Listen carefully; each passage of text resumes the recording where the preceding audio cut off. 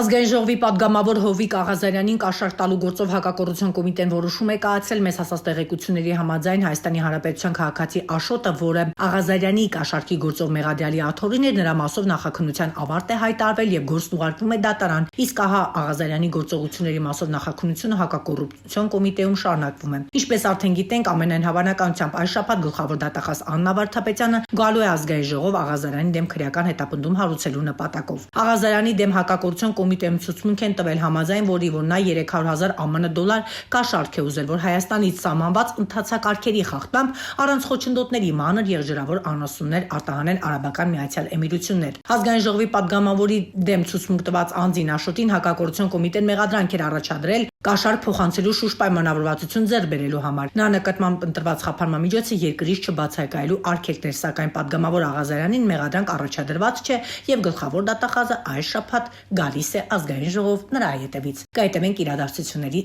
զարգացմանը։